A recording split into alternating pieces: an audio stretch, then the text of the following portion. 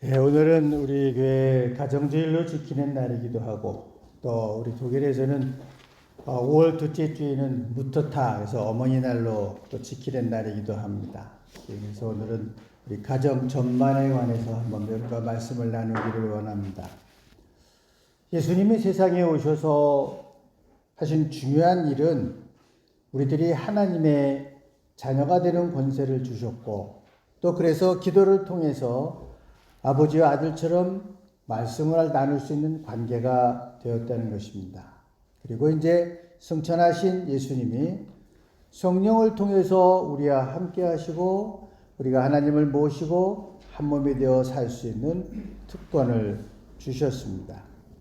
신앙생활을 하면서 그저 뭔가를 주세요 하는 구하는 신앙생활뿐만이 아니라 하나님과 함께 살면서 하나님의 기쁨이 나의 기쁨이고 하나님의 영광이 나의 영광이고 하나님의 길이 나의 길이 되는 그런 은혜의 경지에 살도록 우리를 이끌어 가십니다. 이 은혜를 받아야만 하나님께서 우리로 하여금 이루려고 하시는 그 길이 정말 영광스럽고 복된 길이 될 것입니다.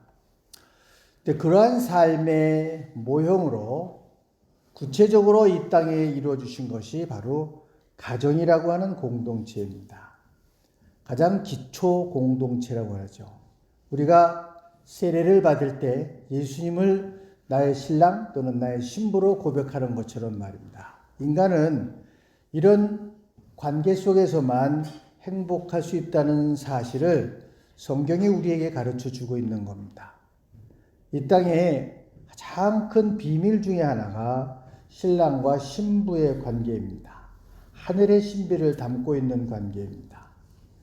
세상에 태어날 때 사람들은 남자나 여자 둘 중에 하나로 태어납니다. 남자로 살고 여자로 사는 것이 아니라 사는 것은 후에 남편과 아내라고 하는 관계로 살게 됩니다. 물론 혼자 사시는 독신으로 사는 사람도 있지만 그건 특별한 은혜를 하나님부터 받은 사람들이라고 할 수 있겠습니다. 그래서 하나님께서 우리를 가정을 이루고 남편과 아내로 살도록 하셨습니다.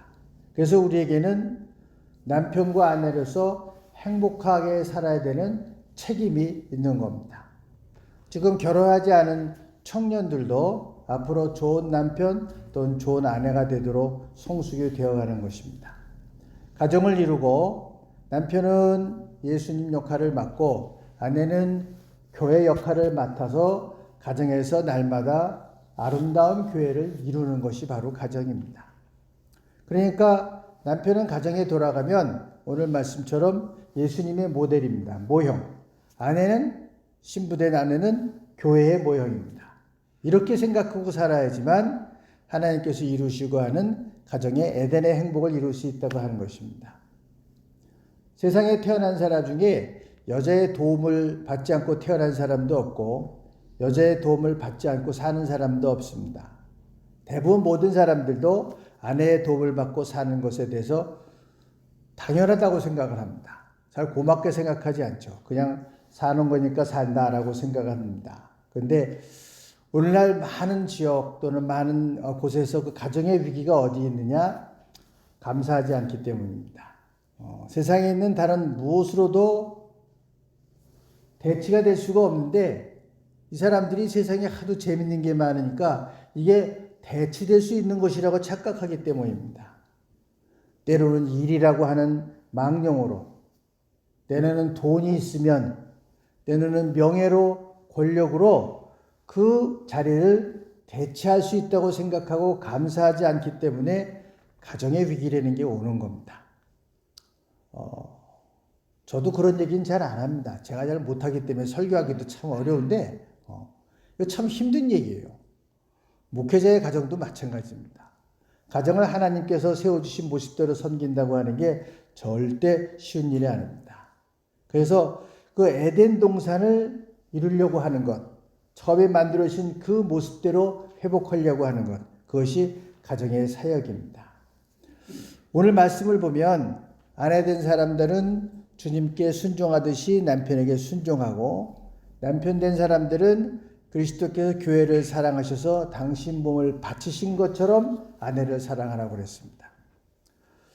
우리는 그래서 일생 동안 그 예수님의 사랑을 배워가는 겁니다.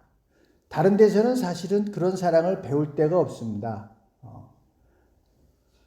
내가 너희를 사랑한 것 같이 너희도 서로 사랑하랬거든요. 여기서 사랑이라는 단어는 아가페라고 하는 단어입니다.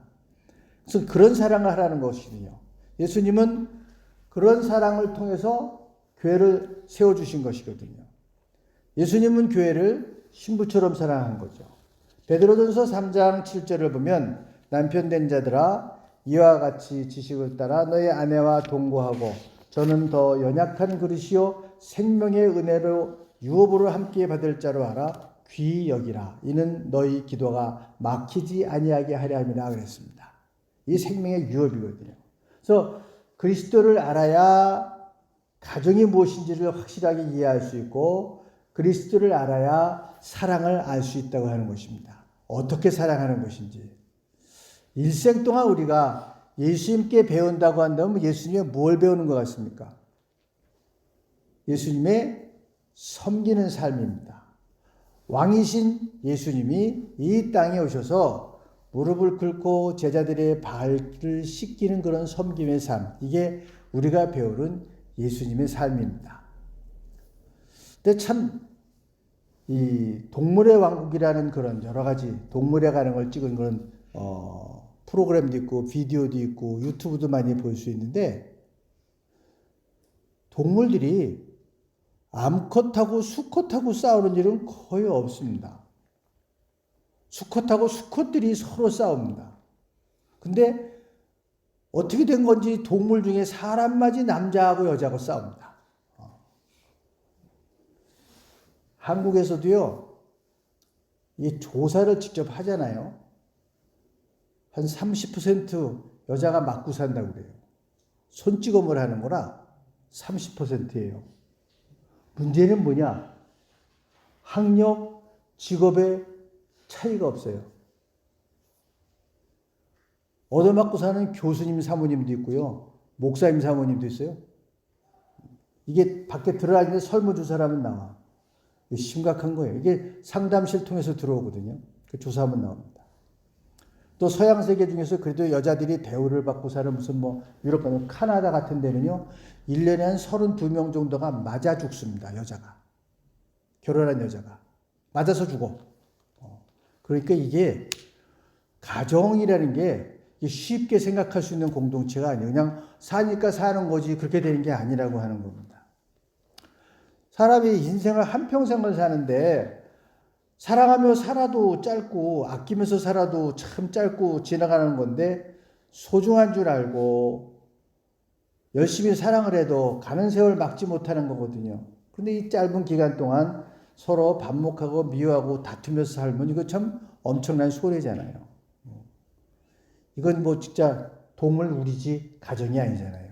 하나님께서 창조하신 에덴 동산의 모습을 회복하면서 살아가야 된다고 하는 것입니다. 그래서 에베소 2장 26절 27절을 보면 그리스도께서는 물로 씻는 예식과 말씀으로 교회를 거룩하게 하시려고 당신의 몸을 바쳤습니다. 예수님은 교회를 그렇게 사랑하셨거든요. 우리를 그리스도의 신부라고 부르셨습니다.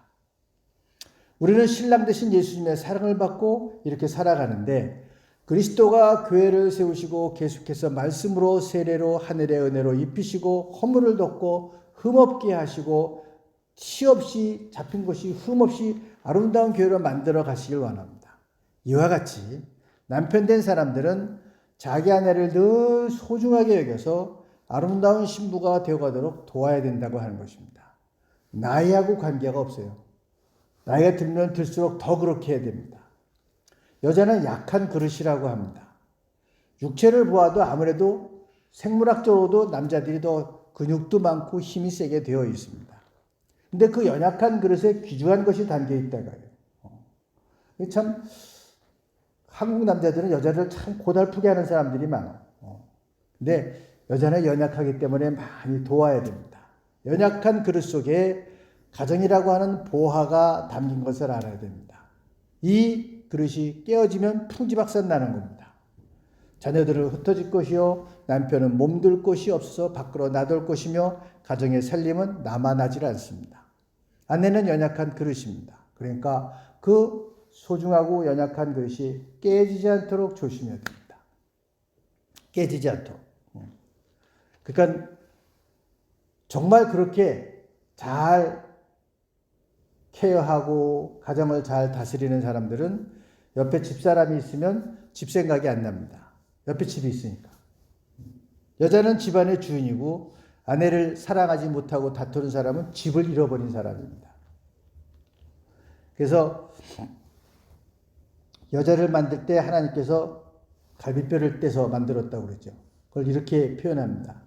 여자를 머리뼈로 만들지 않은 것은 교만하지 말라는 것이고, 여자를 다리뼈로 만들지 않은 것은 짓밟히지 말라는 것이고, 여자를 옆구리에 있는 뼈로 만든 것은 남자의 보호를 받으라는 것입니다.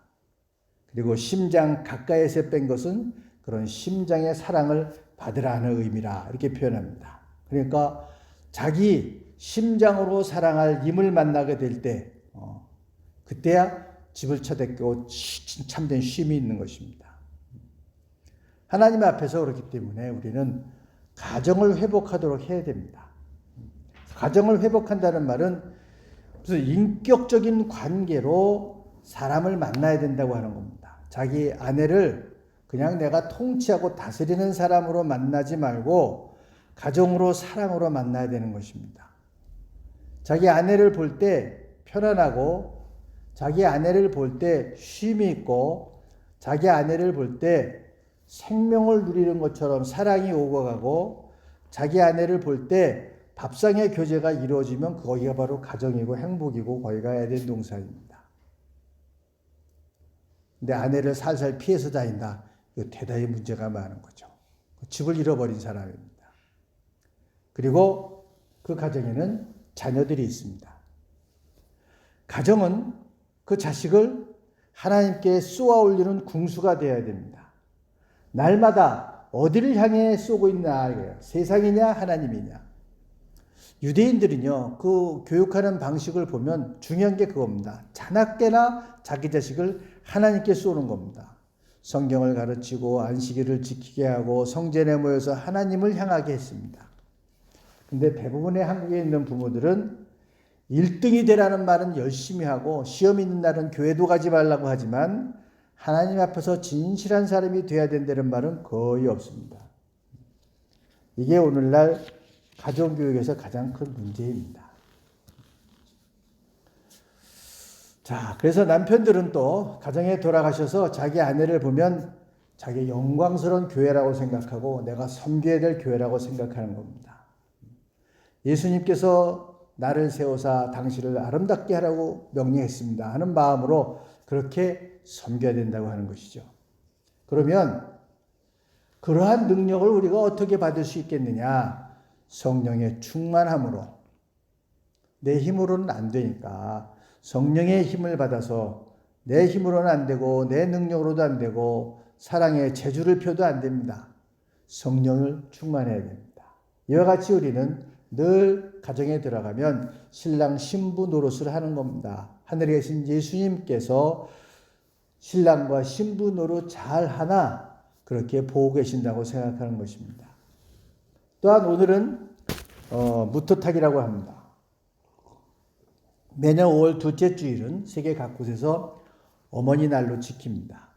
이게 1913년에 미국의 안나 자비스라고 하는 여인이 시작한 것인데 어머니날 이제 카네이션을 달아서 이렇게 감사회를 표시했죠. 어머니가 돌아가신 분들은 하얀 카네이션을 달아서 그런 마음을 표현했는데 언젠가부터는 그게 구별되는 게 별로 좋지 않아서 어머니 사랑은 언제나 내 가슴속에 있다 하는 의미에서 흰 카네이션을 쓰지 않고 요즘은 다 빨간 카네이션을 씁니다. 우리나라는 1956년에 국회에서 5월 8일을 어머니날로 결정을 했습니다. 그러다가 또 이제 아버지들이 좀 불쌍해갖고 어머니하고 아버지가 합쳐서 어버이날 그래서 1974년부터는 어버이날이라고 지키는데 글쎄 난 그거 별로예요. 아니 어머니 날 좋은 건데 아버지야 뭐 맨날 휘젓고 다니는 사람 뭐 아버지 날은 뭐 따로 정해요. 그냥 어머니 날 있어도 괜찮았을 텐데 그 뭐 어버이날이라고 그래요. 여하튼 그 의미는 뭐냐면 구약에서 선지자 말라기가 예언한 것처럼 부모의 마음을 자녀에게 돌리고 자녀의 마음을 부모에게 돌리자 하고 외친 그 말라기의 예언이 바로 의의와 목적이 되겠습니다. 어버이 같은 어른들을 공경하고 효도하자 하는 것에 의미가 있죠. 저는 그 어머니날을 할 때마다 늘 생각나는 사람이 그 많은 사람들 중에 까뮤라고 하는 사람입니다. 여러분들이 유럽 여행을 많이 다니지만 아마 아프리카 쪽을 여행 다니시는 별로 없을 거예요. 그쪽에 아프리카 쪽에 가면은 알제리라든가 또는 뭐 탄자니아라든가 또는 이제 튀니지 같은 데를 가게 되는데 튀니지 가면은 아무래도 어거스틴의 어머니가 생각이 나죠. 그리고 이제 까뮤 같은 경우도 이 까뮤가 와서 성공을 하고 노벨 문학상을 타고 아주 대단한 사람이에요. 근데 그 사람의 소설은 보고 나면 별로 기분은 좋지 않아요. 이게 실존주의 문학이기 때문에 그냥 뭐 이방인도 그렇고 뭐 읽고 나면은 찝찝해요. 사람의 실존이 뭐냐? 그냥 세상에 던져진 존재다. 그런 바탕을 깔고 있는 거니까. 그래서 보면 항상 그런 인생의 좌절, 허무 이런 것을 작품 속에 나타나니까 노벨 문학상을 받을 때 기자가 물었거든요. 당신 작품을 보면 전부 다 색깔이 회색이다. 허무하고 뭐 허전하고 인생이 이런 의미인데 그럼 작품을 그렇게 쓰시는데 당신의 인생을 붙드는 밝은 면이 있다면 뭐가 있겠습니까? 작품은 그렇게 맨날 우울한 걸 쓰는데 당신 인생에 밝은 면이 있다면 어디가 있겠습니까? 그러니까 딱 지체하지 않고 어머니라고 대답을 합니다. 우리 어머니입니다. 이 사람이 알제리에서 태어났거든요. 근데 어머니는 청각장애인이에요. 그래서 남의 집 청소해주고 이러면서 까미를 키웠다고요. 근데 이제 그 아들이 하나밖에 없는데 옆에 어머니랑 같이 있으면 좋겠는데 이게 또 큰 꿈을 갖고 파리로 유학을 간다는 거예요. 근데 어머니 혼자 남는 거야. 근데 어머니가 까미가 떠날 때 그렇게 얘기를 해주는 거예요. 사랑하는 아들 알베르토, 내가 기도하며 너를 지켜볼 거야. 이거를 노벨 문학상 받을 때까지 얘기를 해요. 난 그래서 어머니의 사랑 그런 머리에 탁 떠오른 사람이 그 말이에요. 아무리 자기의 세계가 작품의 세계가 하는 일이 힘들고 어렵고 작품의 세계가 어둡고 회색 같아도 그 사람의 마음을 밝히는 건 뭐냐? 자기가 떠날 때 그 청각장애인 청소하며 사는 어머니가 내가 지켜볼 거야. 널 왜 기도할 거야. 이게 그 사람의 가장 밝은 면이었다고 하는 겁니다. 이게 어머니입니다. 정말 고려장을 지내는 아들을 위해서 나무를 꺾는 것이 어머니의 마음이고 유대에 배반하는 뒷모습까지 사랑하는 것이 바로 그 주님의 마음이고 어머니의 마음이라고 하는 것입니다. 오늘도 이 누가복음을 보면 예수님이 우셨어요. 전 복음서에서 예수님이 우셨다는 장면이 딱 한 번 나오는데 바로 그 예수님이 우신 장면 바로 이 누가복음의 장면입니다. 물론 요한복음에도 있는데요. 전능하신 하나님의 아들이 왜 우셔야 됐을까? 지금도 예루살렘 성지 순례를 가면 바로 그 예루살렘을 내려다보시면서 예수님이 우신 그 장소에 눈물교회라고 있어요. 눈물이 어떻게 생겼죠? 눈물방울이 이렇게 생겼잖아요. 그래서 교회를 그렇게 줬어요. 눈물방울 모습으로. 그래서 이제 눈물교회라고 된 게 있어요. 그래서 예수님이 왜 우셨을까? 젊은 이스라엘이 이제 하나님을 말을 듣지 않고 메시아를 알아보지 못하다가 완전히 이제 망하는 거거든요. 이제 예수님 돌아가시고 나서 승천하시고 얼마 있다가 로마에서 철저히 짓밟힙니다. 성전부터 시작해서 완전히 다 짓밟히죠. 근데 그거를 아시고 보시면서 우셨다는 거예요. 그 마음이 뭘까? 그런데 제가 자주 읽었던 시인 중에 박목월이라고 있습니다. 뭐 좋아하는 시기도 하고 여러분들 잘 아시겠고 또 박목월 선생님의 막내 아들이 저희 같은 반이었어요. 신규라고. 그래갖고 그때 저희 교과서에 박목월 시인의 시가 실렸거든요. 그럼 이제 신규야 부르면 아장아장한데 그 신규가 옆에 있으니까 좀 이상하긴 하더라고. 다 커갖고. 그 아기 때 박목월 씨가 쓴 시가 우리 교과서에 있었거든요. 근데 이제 같이 그 신규하러 같이 신앙생활을 했는데 그 박목월 씨 시 중에 어머니에 관한 시가 이런 게 있어요. 제가 한번 읽어볼게요. 회초리를 들긴 하셨지만 차마 종아리를 때리시진 못하고 노려보시는 당신 눈에 글썽거리는 눈물. 와락 울며 어머니께 용서를 빌면 꼭 껴안으시던 가슴이 으스러지도록 너무나 힘찬 당신의 포옹.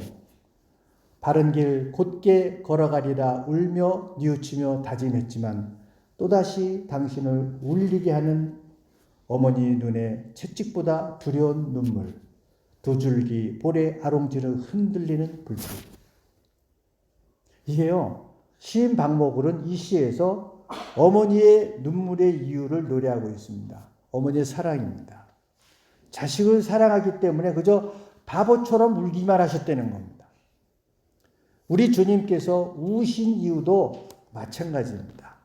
우리를 사랑하셔서 바보처럼 우신 것입니다.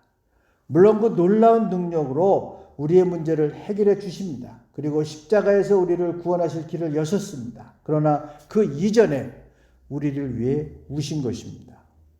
그렇게 보면 어떻게 보면 우실 필요가 없을 수도 있습니다. 우리의 딱한 사정과 문제를 해결해 주시면 되는 거니까. 그러나 그 문제 해결을 하시기 전에 우리를 보고 우셨다고 하는 것입니다. 왜? 사랑하기 때문입니다.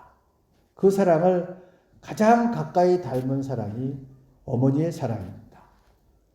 어머니 우리에게 가정을 주셔서 에덴 동산에 평화를 주시고 아내와 남편으로 가정을 이루게 하셔서 아담과 하와의 평화로운 삶을 닮아가게 하시고 그리고 어머니를 주셔서 주님의 사랑을 맛보며 살게 하신 것입니다.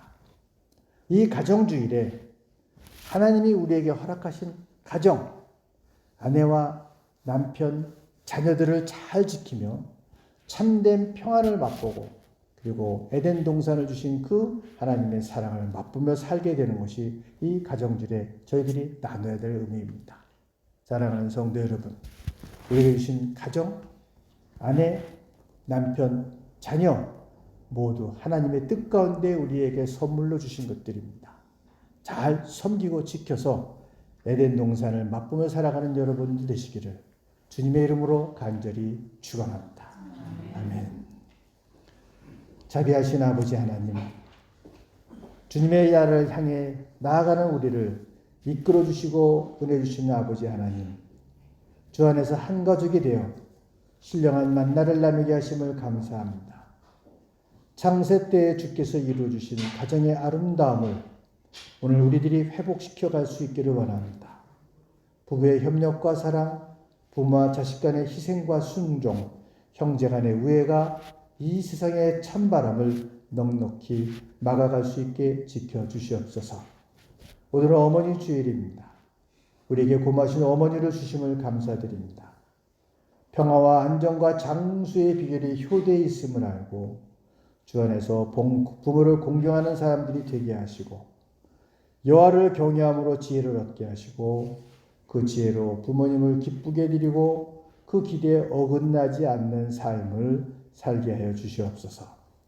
이 주일을 맞이해서 어머님과 부모님의 건강을 지켜주시고 그 사랑과 믿음의 유업을 잘 있게 하시고 우리도 또한 신실한 믿음의 부모들이 되게 하여 주시옵소서. 우리 가정의 주가 되시는 예수 그리스도의 이름으로 기도하옵나이다. 아멘.